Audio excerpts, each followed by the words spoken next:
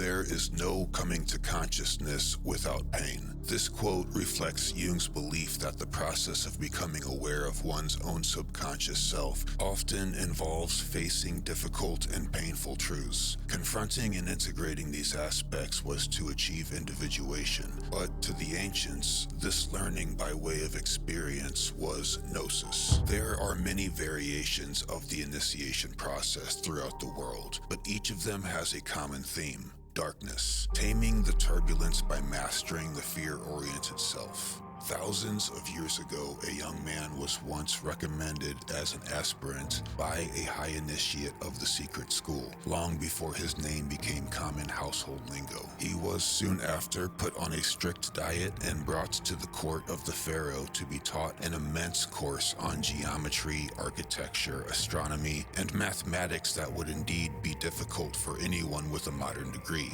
The aspirant had to remain unwavering in his focus, as this class did not pause to let him catch up. He was then offered the crown by the king himself, but immediately rejected this offer, throwing the crown to the ground and exclaiming, "Mithras alone is my crown." The king then struck him in the head, and he was mummified while alive. And why mummified? Well, the young aspirant was about to find out. The initiates brought him to the entrance of a subterranean vault and opened the gates, where he was instructed to drink from a bowl of extremely pungent and bitter liquid, and make no mistake, every drop was consumed by the aspirant. He walked past the entrance labeled Gate of Death and into the underground labyrinth, unknowing of what was to come specifically, but knowing nonetheless that this would be the worst few months of his life. Within the subterranean vault, he began to encounter ghastly creatures and phantoms of the darkness that seemed never-ending. He was left alone and abandoned, with no companion besides his own reflecting thoughts and footsteps, to face and overcome these ghosts of his own soul. But this party just began, because he then spent months surviving within this vast palace of dank, encountering reptiles and scorpions that he couldn't see any better than his papyrus sheets and pen. The venom of the creatures was removed, but certainly not their fangs. So basically fear factor without any chance of leaving to sign a waiver. If he failed at this part, he would die and be forgotten. With only himself to bear, he wrote on his papyrus whatever came to his mind, and this writing might have been the only tool keeping him sharp, because just as his psyche was about to break, he emerged from the labyrinth and into daylight for the first time in what seemed like chasms of time. No later, and just as swiftly, was instructed to take an exam on what he learned in that prior course that he was taught before walking all the way through hell and back. If he was able to maintain his wits over the course of that nightmare, he would pass the exam and move on to the next phase. He was served a feast hosted by beautiful women who made several solid attempts to cast their virginities onto him, but to no avail, as he was not interested in the appetites of the flesh. A test probably more difficult than the scorpion pit fear factor deal, if we're being honest. He was now a master of what would be called the lesser mysteries. He would later be taken to a grand gallery of towering columns chiseled with the wisdom of the initiates before him, and was finally told the deeper meaning of God's name and attributes, as well as the real reason geometry exists as it does in this world. He was also told about the untold history of the many risings and falls of the human race and the golden ages of antiquity.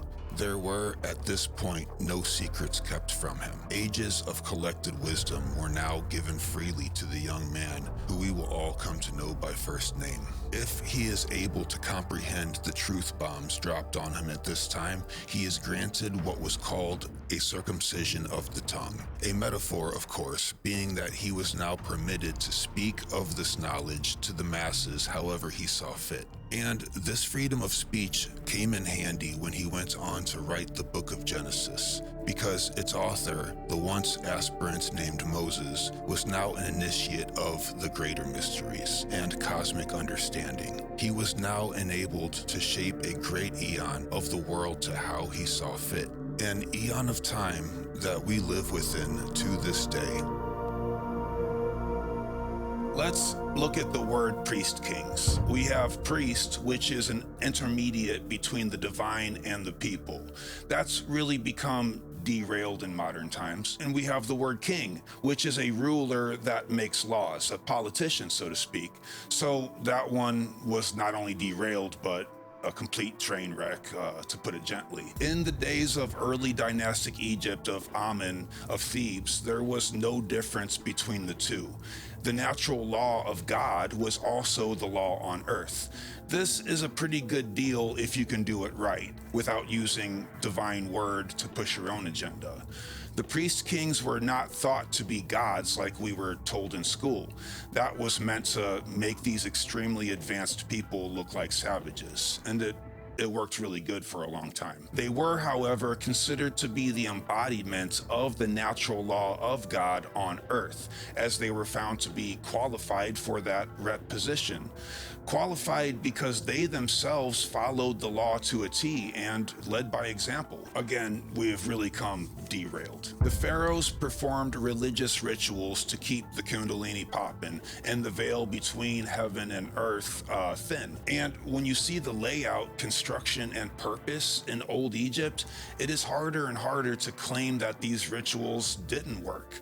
Egypt stood tall at least triple the amount of time that our society has been in place. And we now know that slaves were not used and were assumed because their architecture is frankly impossible. Manly P. Hall wrote the words, "Science and theology are two ends of a single truth, but the world will never receive the full benefits of their investigations until they have made peace with each other and labor hand in hand for the accomplishment of the great work, the liberation of spirit and intelligence from the three-dimensional prison, ignorance, superstition, and fear." Every religion has something in common with archaeology. They are seeking what was once lost in ages past. And in this way, they are on a quest for a once real reality that has been buried by the modern times of illusions. This quest is indeed the birthright of man. We are meant to find a balance in a sphere of unbalance. This is the great work that can never be truly finished, because there is no finish line in the game of evolution, considering that the only constant is change. Just as King David gave his son King Solomon the task of working on his temple that could never be completed, each generation gives the next one the gift of work in building parts upon that very temple, metaphorically speaking, of course. But the building of this parabolic temple is only hard because the reality of the situation is that man is a creature of attitude and desires. He is a servant of impressions and opinions. With this wavering of the unbalanced mind, we cannot attain the qualities necessary to improve upon the great work. This is the reason that a lot of ancient wisdom remains hidden. You know, you wouldn't want a bunch of unlicensed scabs working on a literal temple either. It'll only degrade what is already there to be potentially improved upon. Although a man is born with two eyes, he does not clearly see the harmony of this great plan until suffering long years of sorrow and often solitude. Carl is quoted as saying, "Nothing whatsoever comes to consciousness without pain. Pain is a cornerstone of evolution and improvement. And as grim as it sounds, evolution can be accelerated by way of intensifying the ordeal of suffering, thus shortening the amount of time needed to grow the very eyes that can see clearly." Manly P. Hall wrote, "We have no rights to ask for wisdom." And indeed, there was nobody at the starting line saying that we deserve to have insight right out the gate. And frankly, by what authority do we demand happiness as human individuals? Wisdom and happiness is by no means the birthright of any creature. Yet, any creature may have just that, if they cultivate those attributes within themselves. In a way, people who demand happiness without doing the work are further feeding that already imbalanced dance by way of lethargy. This is like your teenage daughter who drinks from the Brita filter without refilling it, but way less tragic. And Papa P puts it even more frankly when he writes, There is no need of asking, nor does any deity bow down to give man these things that he desires. Man is given by nature a gift, and that gift is the privilege of labor. Through labor, he learns all things. But what more can any creature of earth ask than to have the opportunity to prove the existence of what he is internally, to live by the vision that leads him? If you think about it, a lifetime is simply an appointment set up before you were born that is dedicated to this potential accomplishment. But the physical world is often so overwhelming that we tend to forget that it is a thin veil that blocks the much bigger expanse of reality where our true higher selves reside. We come here to experience ignorance and a disconnect from source, and in that very lifetime, we are challenged with choosing wisdom over superstition. Superstition opposes all things and clings to the notion of falling from grace. It is a victim mentality, while wisdom seeks a deeper understanding, thus flows with all things. Wisdom celebrates the beauty of the great mystery that is hidden behind that thin veil of physical reality, experiencing it for everything it is worth until the time is right to leave it behind. Superstition wants to cling to that strand of hair that will take you down into the depths of the ocean with its own sinking ship. With wisdom, a man knows that the great unseen world known as the ether or monad, the Tao, waters of the deep, unified field, or whatever you want to call it, is what gave birth to this physical reality called Maya or illusion. To oversimplify it, the world that Sonic the Hedgehog experiences is real to him, but an illusion nonetheless. The solid ground that he runs his little ass on is birthed from the code stored on that hard drive. Sonic can't see the hard drive any more than we can see the unified field, but he can see you whenever you don't move him for several minutes, and he is very impatient, so you need to get him scooting along again. That reminds me, I haven't fed my Tamagotchi in 17 years. Spirit creates the trail, and physical matter follows swiftly behind. So in this way, truth leads and ignorance follows, so close behind that it is damn near attached to it. We are all on this trail's path and moving from ignorance to truth. Thus, getting from matter to spirit is simply an act of acceleration. And just like any thorough hike on a literal trail, accelerating to catch up is simply a matter of exertion with a purpose.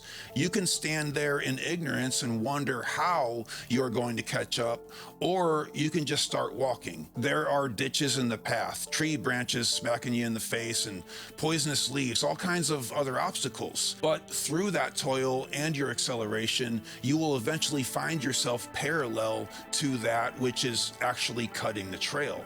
And at which point, it certainly does not get any easier, but at least you are now leading the way.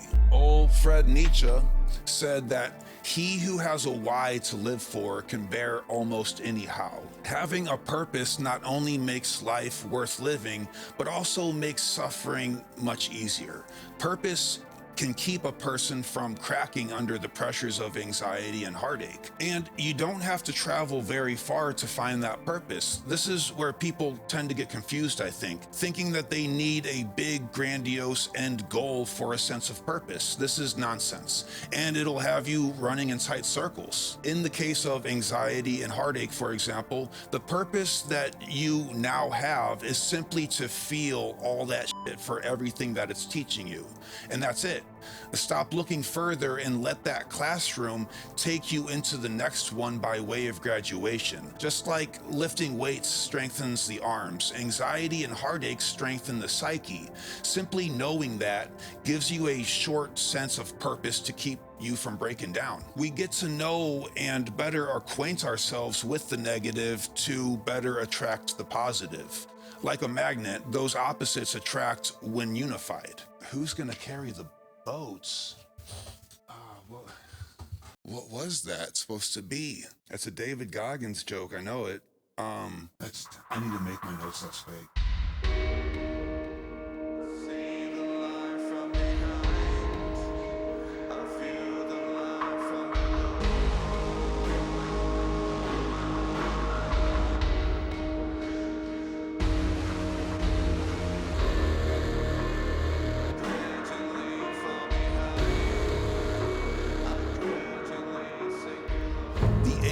of the mystery schools is not something we can quantify in hundreds or even thousands of years. Its origin is not of this world. In esoteric thinking, the mystery schools are brought to this world by groups of celestial intelligences that govern the creative process in all the cosmos. It is here to help mankind reconnect with that cosmic source while we are cast out in this sort of experimental laboratory that is the world. It can be very disheartening to think of our world as a cosmic experiment until you realize that you are the one conducting the experiment, both scientist and lab rat all at once. The initiated understand that, just like symbols, the trials and rituals imposed onto the candidate are only blinds fabricated by the wisest ancient masters to perpetrate ideals that are currently incomprehensible to the masses, who are unwilling to bend over backwards for gnosis. And unwilling, if you ask me, is a lot worse than unknowing. The pre-initiate seeks to lift himself up from the lower realms by the very same friction that comes with it. As counterintuitive as it may seem, this is a form of wu wei, or effortless living, going downstream with the direction of the water that flows. The spirit is forced to agonize in the concrete world with a mind that is incomprehensible to those dwelling in the same exoteric world. But this is where mankind begins to comprehend the meaning of the allegories and the treacherous path of tribulation that comes with that very concrete. Reaching enlightenment through way of suffering is not a new idea, and it seems that the more ancient the practice, the more brutal. The most extreme cases I have seen are the ways of the Aghora tribes. These people endure practices that are incomprehensible to us: self-mutilation, bloodletting, starvation, sleep deprivation, overexertion through dance and chanting, damn near to the point of death, and so on. Extremely difficult practices, of which are used as tools to accelerate the spiritual evolution within. However, it should be noted that these people are deep within their culture, super hardcore, and contacting them to learn about these things is extremely dangerous, as many reporters have unfortunately come to find. But they are a real case of a still existing reflection of a time when enlightenment was no light matter. And that makes me wonder what exactly was happening just beneath the ground in the seemingly once treacherous labyrinth that we call Göbekli Tepe. Being that it is decorated with dangerous predators in stone and adorned with phallic symbols, a very masculine theme that seems to hint at a much more extreme form of hazing. Göbekli Tepe is in fact even older than the site of Giza, so this could quite possibly be the oldest known site of initiation into the mystery schools through the conquering of fear and danger. The phallic symbols suggest that this was a ritualistic path into manhood, from boy to warrior, or from adept to initiate, a course of gaining immortality by way of first-hand experience with fear and pain. And I wouldn't be surprised if this purposeful run-in with fear was exaggerated by some kind of hallucinogenic brew to amplify the darkness of the experience that much more. And of course, to thin the veil between the potential initiate and the causal realms. Taking acid or something like that under conditions that are less than pleasant, it becomes a complete nightmare. But more on Göbekli Tepe is coming up in next week's video. So mark your calendar, phone deal thingy.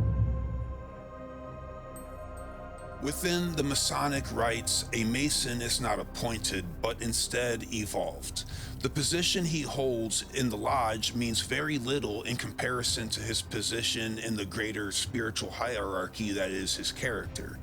And surely the Lodge of the Freemason is the very result of this long existing school of initiation. It is a reflection of ancient times where many years of preparation are necessary before entering one foot into the mysteries. This extreme difficulty is a surefire way to make sure that the shallow and faint of heart who give in willingly to temptation would be eliminated from gaining unearned wisdom. Because there's no need for an authority figure to kick somebody out when the process itself is so long and hard. Like the pillars of Göbekli Tepe, if you catch my drift. So the neophyte eliminates himself from the game if he is not ready and willing. After all, there is no one as blind as a person who is unwilling to see. To elaborate on what was said a moment ago, unwilling is worse than unable. Because unable can be worked on and slowly mastered, whereas unwilling is to wear ignorance proudly as a garment.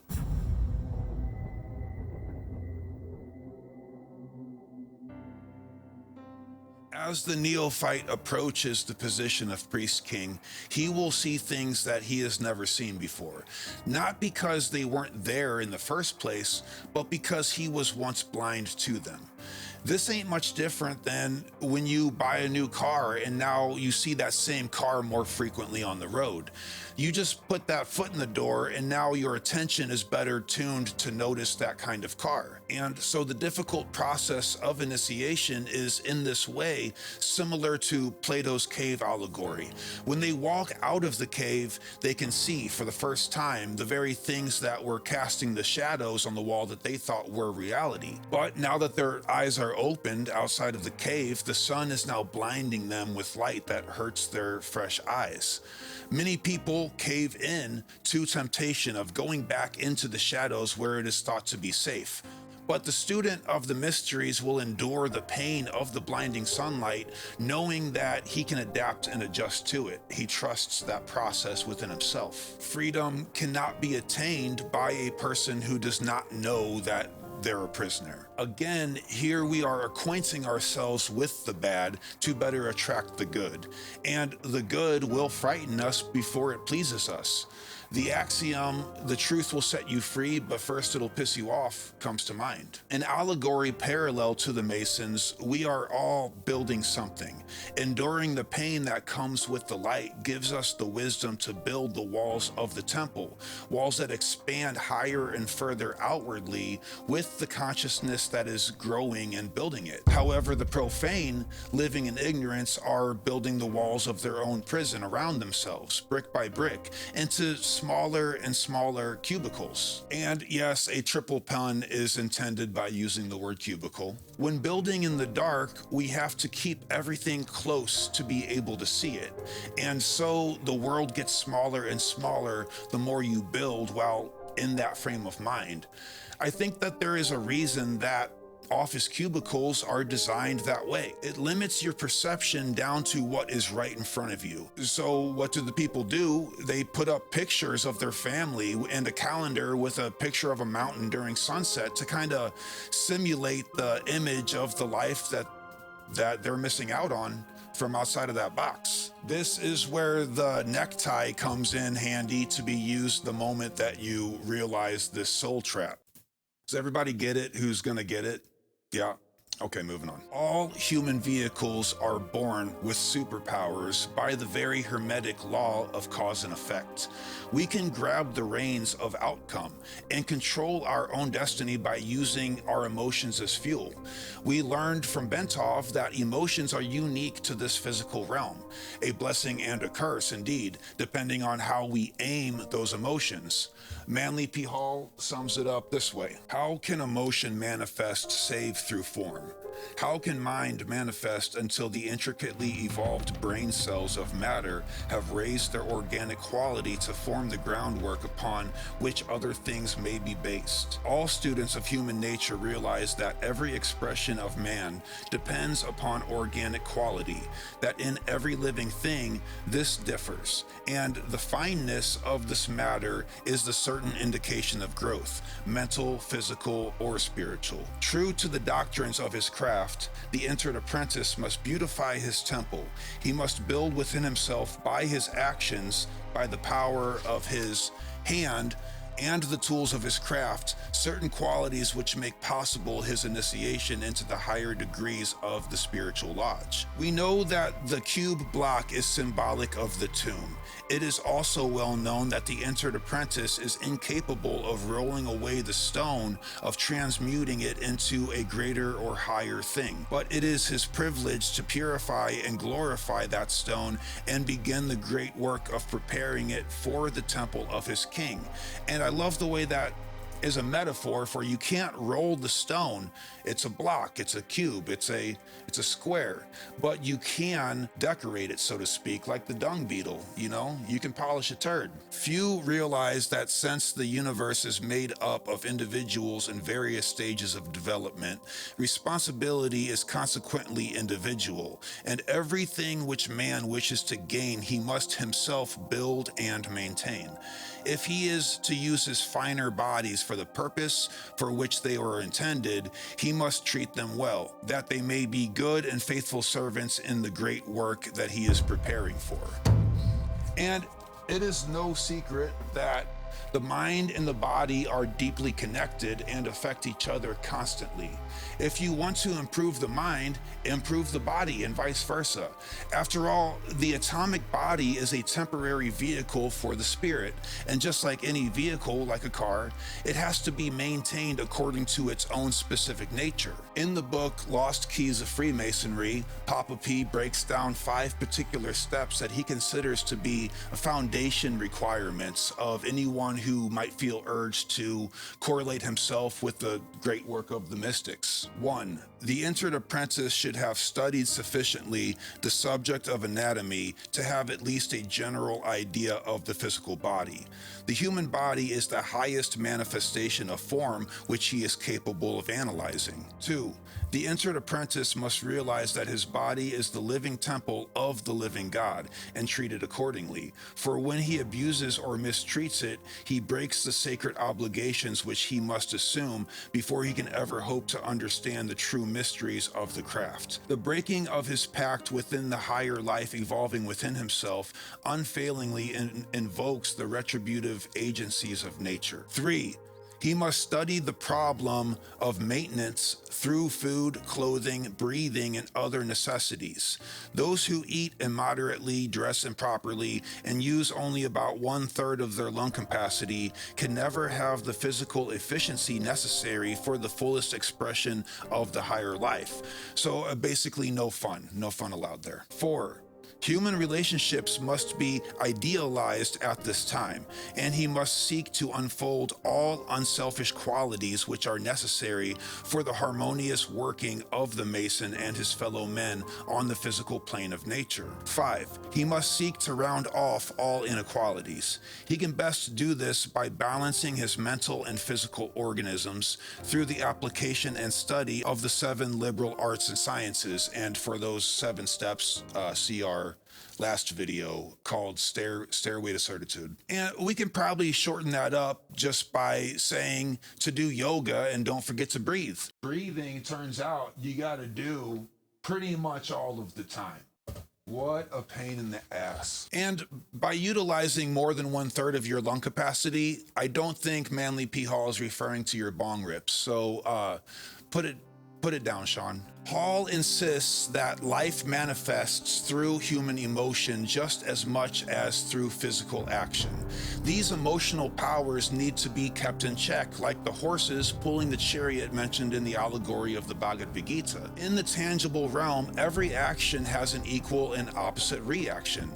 The exact notion is true for the emotional state of the psyche. It has a direct and immediate reflection into our outer reality. If you can learn to pick and choose your own emotions, then likewise you get to pick and choose your own fate in this world. This works in reverse, by the way, due to what we are finding out about retrocausality in physics. But that's for another video. What time is it? It is 12:58, aka 1 o'clock. What's up? I've been gaming for like an hour. I know. No, like 5 hours actually. You've been deep into it. Why don't you go outside for a little bit? No. I'm just getting up so I can have my bones not hurting as much. We have like 70,000 subscribers, and your hair looks like this, and you're just gonna pop on the screen and not worry about what this looks like? Yeah. All right, cool. All right. Do you want to read the next part? No. But can you guys hear this? Microphone. Are you cracking and popping? Oh, that's gross. Get. No. Get out of here. No. What? It's just funny because we just got talking about treating your body like a temple and all this, and you come up and you start breaking your own bones in front of me. How are you doing that? Show me double joints. Look on the camera. Yeah. I'm double jointed in my shoulders a bit too. That's why it makes this noise. Yeah. Get out of here. Get out of here. I know what I mean. Dad. Go outside. Look at the grass. Go get a friend. Go. Gaming. I'm just in a scene. I'm getting back. And another axiom comes to mind. When you change the way you look at things, the things you look at start to change. This is emotional alchemy cut and drive. This is emotional alchemy cut and dry. And so Mr. Hall drops us 5 more steps that are this time concerned more with the psyche. 1. The mastery of emotional outbreaks of all kinds, poise under trying conditions, and kindness in the face of unkindness, and simplicity with its accompanying power. These points show that the seeker is worthy of being taught. 2. The mastery of the animal energies, the curbing of passion and desire, and the control of the lower nature mark the faithful attempts on the part of the student. 3. The understanding and mastery of the creative forces, the consecration of them to the unfolding of the spiritual nature, and a proper understanding of their physical application. 4. The transmutation of personal affection into impersonal compassion. This shows that the fellow craftsman truly understands his duties and is living in a manner worthy of his order. Personalities cannot bind the true member. For having raised 1 point of the compass, he now realizes that all personal manifestations are governed by impersonal principles. And again, for that compass metaphor, watch the most recent video. 5. The candidate consecrates the 5 senses to the study of human problems with the unfolding of sense centers as the motive, for he realizes that the 5 senses are keys, the proper application of which will give him material for spiritual transmutation, if he will apply them to the common divisor of analogy. So basically, we embody the mind that connects heaven and earth together in this endless chain, above and below. The spiritual light is brighter if we evolve higher the personal vehicle of the soul, which is mind and body coherence. The alchemical sun and moon are united in this hermetic degree. The psyche can be lifted and liberated from its symbolic cube. So, what happened when the aspirant was locked away in the darkness to experience fear? Let's take a step back in time and let's once again pay a visit to ancient Egypt. Of all the ancient peoples, the old school Egyptians were the most advanced in the occult sciences. Only the wisest of philosophers would travel across the globe to be initiated into the Great Mystery School. How do you say it? Thales? Say it again to me. I might not have heard you actually. Thales. Sometimes I'll just pronounce it wrong because it makes people comment. Do that. But I think it might not. Thales, Solon, Pythagoras, and Plato all traveled to the delta of the Nile seeking this gnosis. What happened within remains up for debate, but we have a solid source of information by the name of the late Manly P. Hall.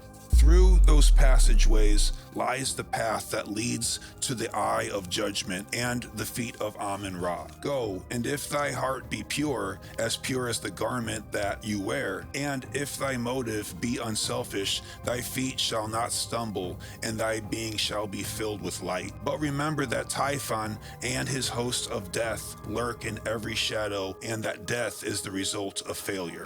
A side note, Typhon is the desire of the few pitted against the good of the many. He is the spirit of dissension and discord that breaks up unity of purpose by setting factions against each other, divide and conquer. The desire for riches, power, and sovereignty by which this evil genius was obsessed reveals the temptation by which humanity is deflected from the ultimate goal and led into the byways of sorrow and despair. As the murderers of the master builder, they are ignorance, superstition, and fear, the destroyer of all good things.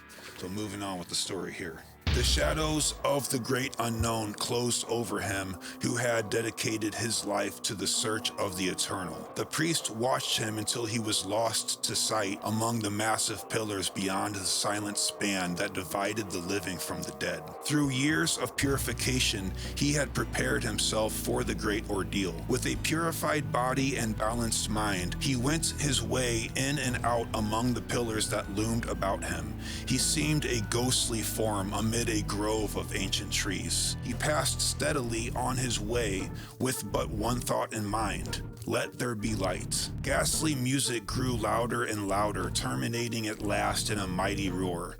The very walls shook, the dancing forms swayed like flickering candles. Before him loomed another doorway, flanked on either side by an obelisk of carved marble, one black and the other white. There materialized upon the ground at his feet a swirl of lurid mist. In the faint glow that it cast, it twisted like some oily gas. Then out of this cloud issued a gigantic form, half human, half reptile. In its bloodshot eyes burned ruddy pools of demon fire, while white clawed hands reached out to enfold and crush the slender figure that confronted it. Aradamus wavered for a single instant as the horrible apparition lunged forward, its size doubly magnified in the iridescent fog. Then the white-robed neophyte again slowly advanced. He raised his face and courageously faced the hideous specter. As he confronted the menacing form, for an instant it loomed over him like a towering demon. Aradamus raised the cross he carried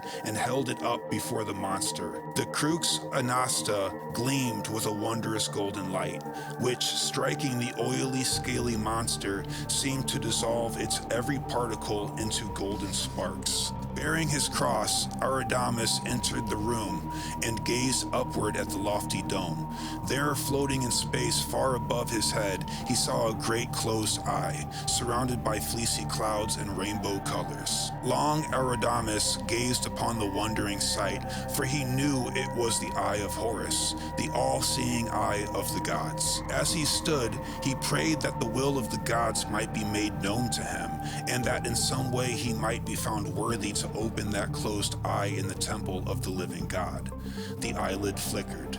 As the great orb slowly opened, the chamber was filled with dazzling, blinding light that seemed to consume the very stones with fire. Aradamus staggered.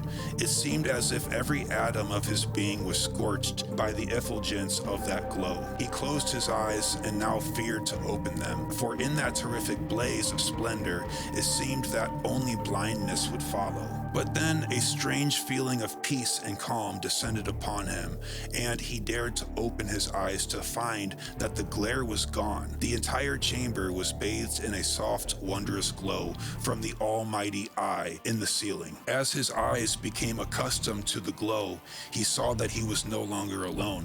He was surrounded by 12 white-robed figures who, bowing before him, held up strange insignia wrought from living gold. All the figures pointed, and as he followed the direction of their hands, he saw a staircase of living light that led far up into the dome and past the eye in the ceiling. With one voice, the 12 said, "Yonder lies the way of liberation." Yonder. With feet that seemed to barely touch the steps, he climbed upward into the dawn of the great unknown. After climbing many steps, he reached a doorway that opened as he neared it. The breath of morning air fanned his cheek, and a golden ray of sun played among the waves of his dark hair. This turned into a romance novel real quick. Surprised, he then stood at the top of the mighty pyramid. Before him, a blazing altar. In the distance, far over the horizon, the rolling sands of the Egyptian desert reflected the first rays of the morning sun. Like a globe of golden fire, rose again out of the eternal east. As Eridamus stood there, a voice that seemed to issue from the very heavens chanted a strange song, and a hand, reaching out as if it were from the globe of day itself, placed a serpent wrought of gold upon the brow of the new initiate. Behold Khepera, the rising sun, for he brings the mighty globe of day out of darkness of night between his claws. So for thee, the Son of Spirit has risen from the darkness of night, and in the name of the living God, we hail thee, priest of Ra. Okay, I want to know what was in that brew.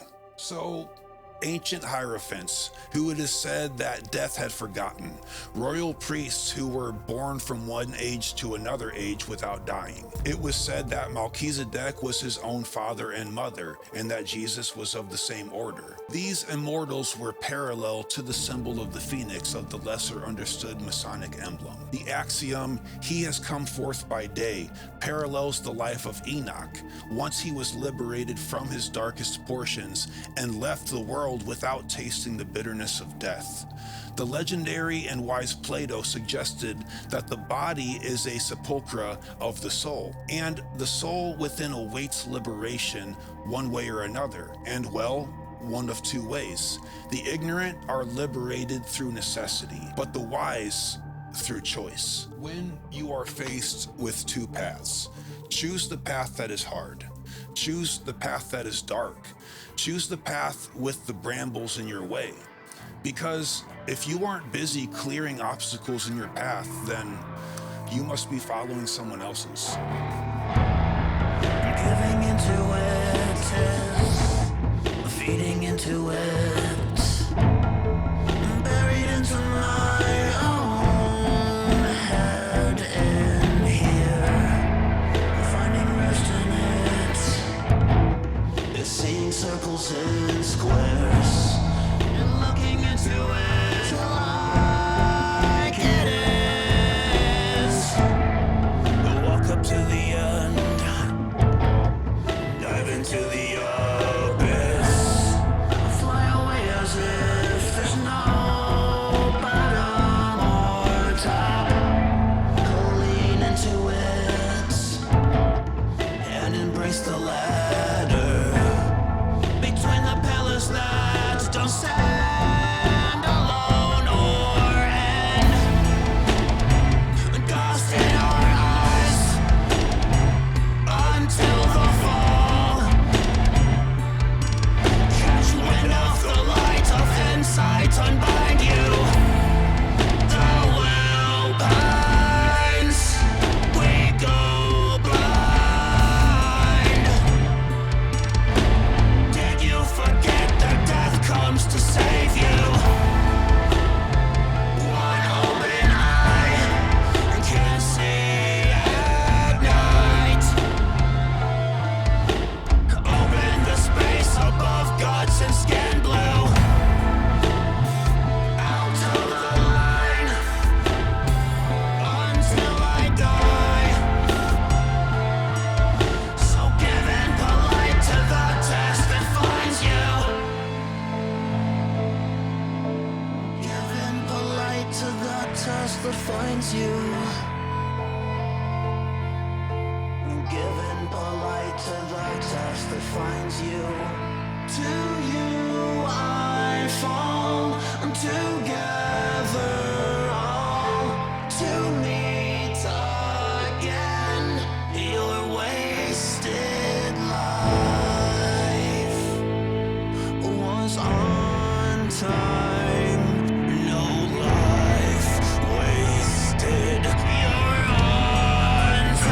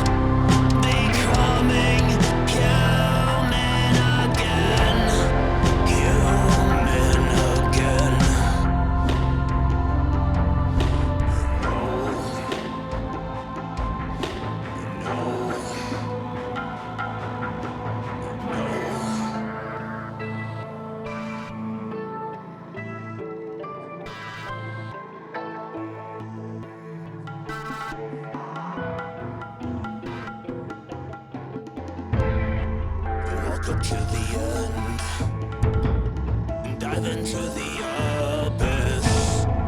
Fly away as if there's no bottom or top. Dust in our eyes until the fall. Catch wind of the light of insight, unbind you. The will pines, we go blind. Did you forget that death comes to save you? One open eye and can't see at night. Open the space above guts and skin blue. Out of the line until I die.